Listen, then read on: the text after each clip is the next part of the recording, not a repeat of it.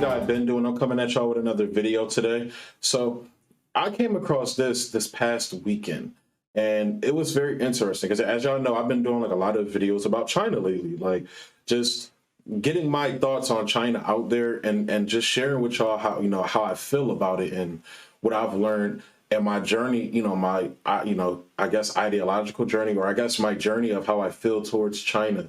And this is very impactful on me because I'm a Malcolm X stan, man. Like, I love Malcolm X. I love everything he stood for. I don't agree with the religious aspects because I'm not a religious person. I'm borderline an atheist, honestly. I think, most religions are dog shit, but all that aside, that's another conversation. But all that aside, just obviously Malcolm X's work is Teflon, man.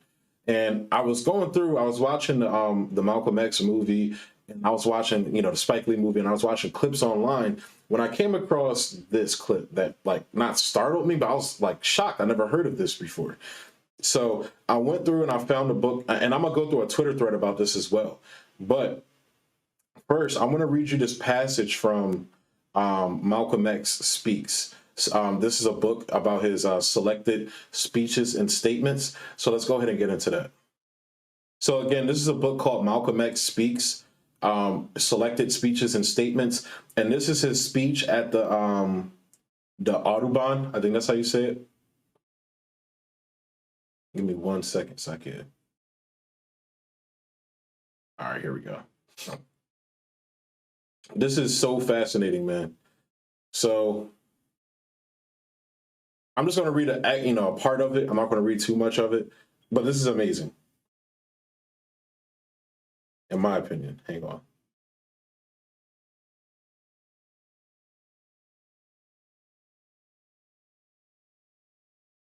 All right, here we go. Look at the continent of Africa today and see what position it occupies on this earth. And you realize that, and also this goes very well with what's going on with China and Africa today. And you realize that there's a tussle going on between East and West. It used to be between America and the West and Russia, but they're not tussling with each other anymore. Kennedy made a satellite out of Russia. He put Khrushchev in his pocket. Yes, he did. Lost him his job. The tussle now is between America and China. In the camp of the West, America is foremost. Most other Western nations are satellites to America. England is an American satellite. All of them are satellites, perhaps with the exception of France. France wants America to be her satellite. You never can tell what the future might bring.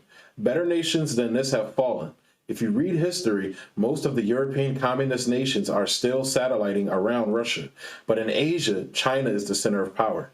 Among Asian countries, whether they are communist, socialist, you don't find any capitalist countries over there too much nowadays. Almost every one of the countries that has gotten independence has devised some kind of socialistic system.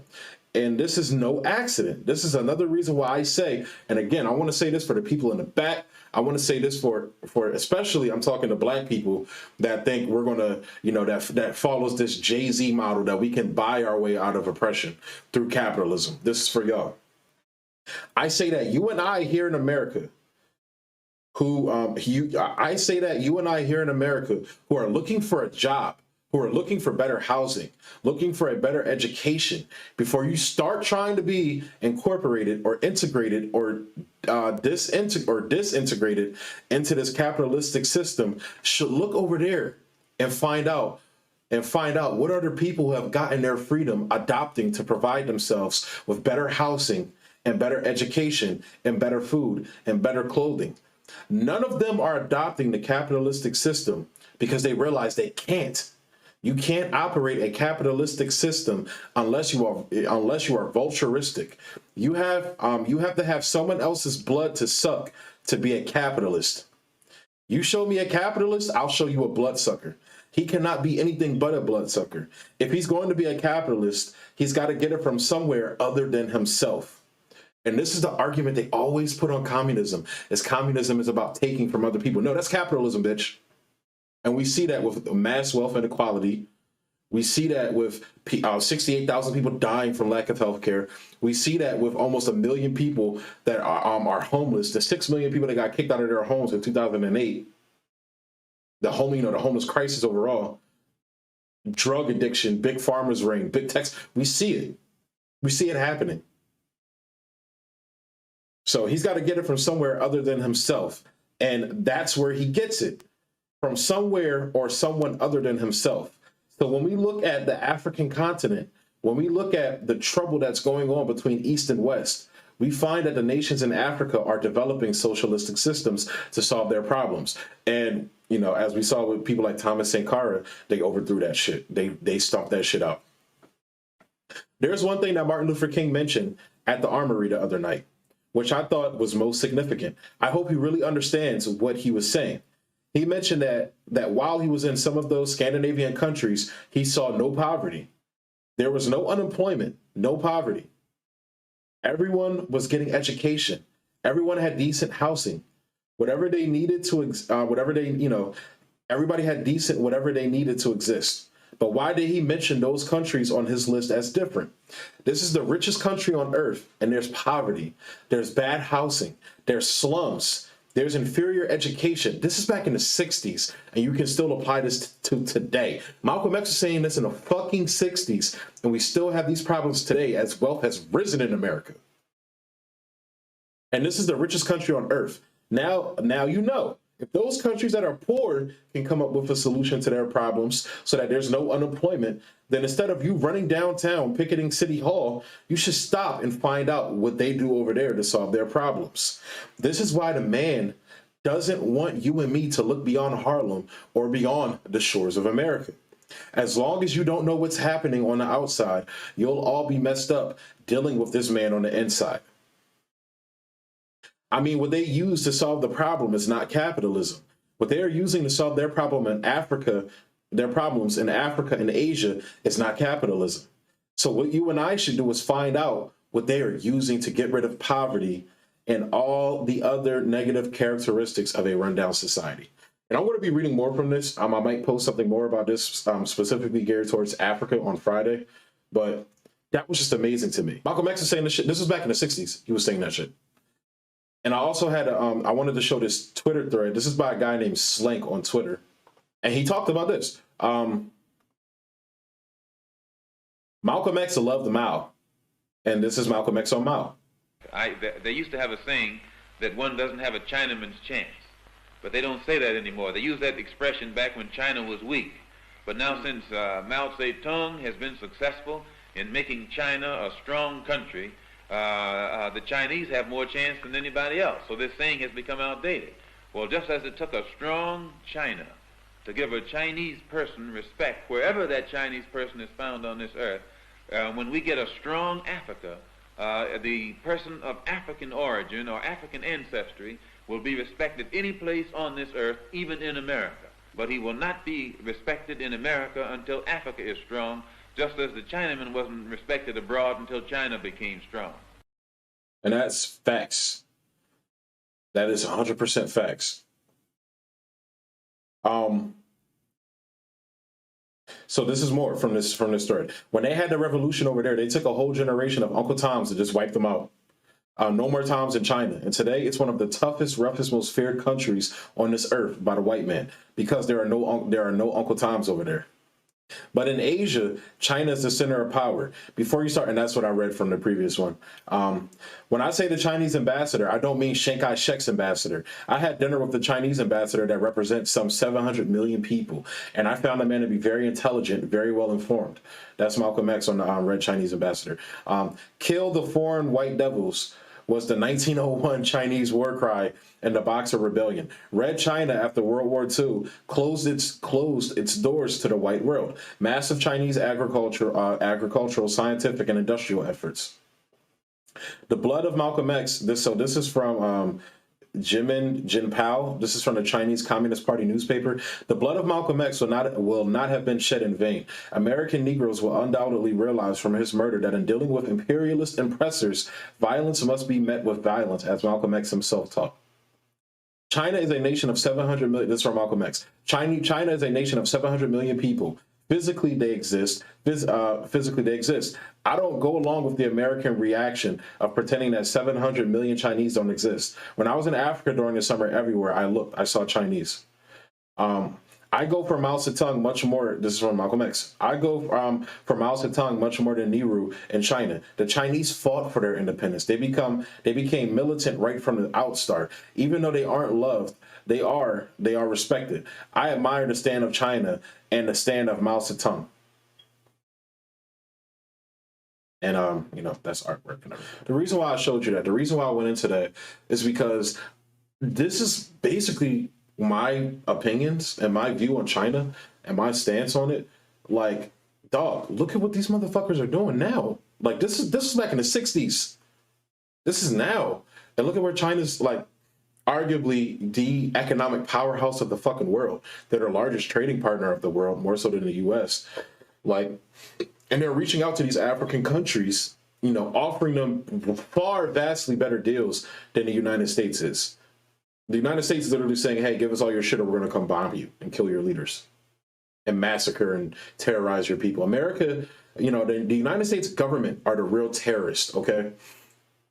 You're hearing a lot of talk about the Taliban, and I'm going to be doing video reactions actually on the channel to different people's videos. I kind of came up with that idea. I'm like, fuck it, I'm going to just start watching videos with y'all on here and post them. So, but Abby Martin went through this video about how, like, the United States and their proxies were basically, they were running death squads in Afghanistan, terrorizing people. I'm going to be reacting to that. We're not reacting to it, but watching that video with you guys to share it with you. So, but yeah, like, the United States are the real fucking terrorists, are the real colonizers, are the real imperialists.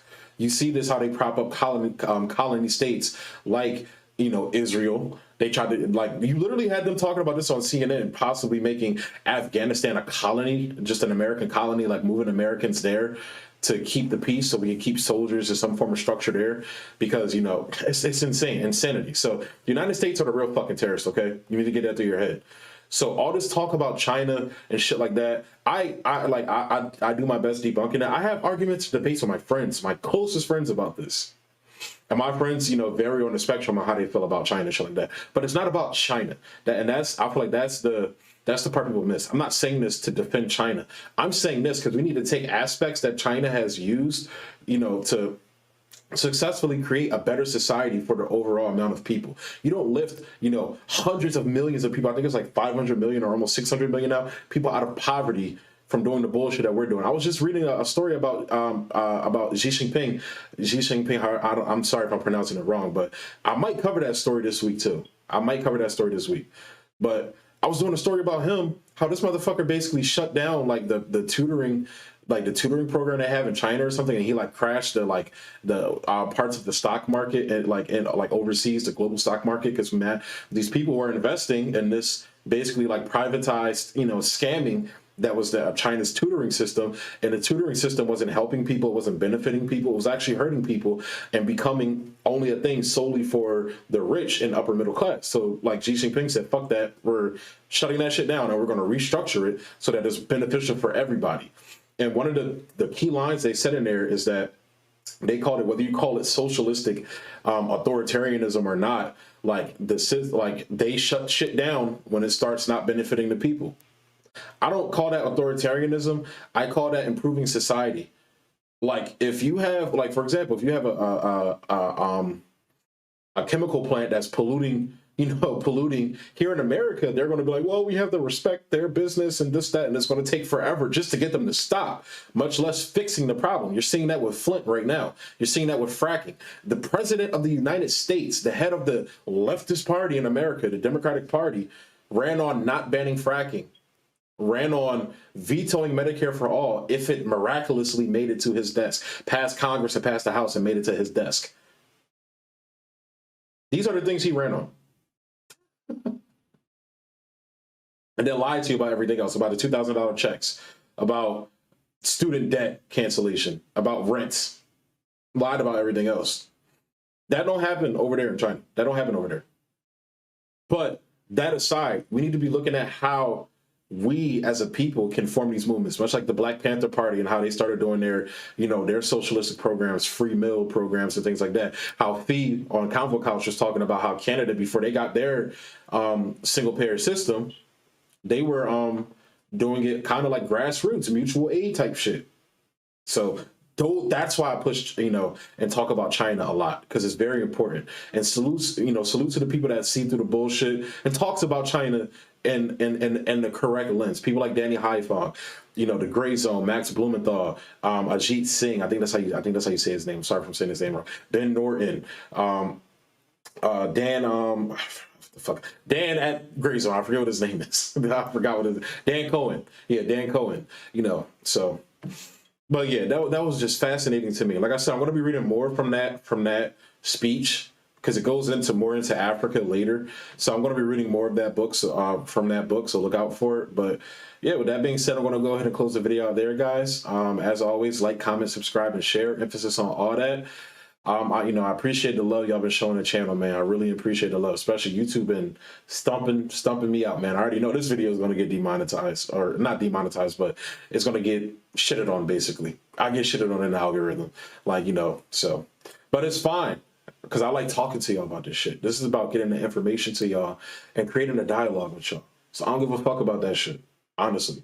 If I stay at 600, whatever, wherever I'm at right now, subscribers, or 500, wherever I'm at, I'm fine with that, because I love the audience I have now interacting with you guys. And I appreciate you guys interacting with me. So I wanted to say that I'm feeling heartwarming right now. I'm feeling touchy, not touchy-feely. Never, I'm never on that biting shit, but, feeling heartwarming. So yeah, with that being said, I'm going to go ahead and close it out there. Peace.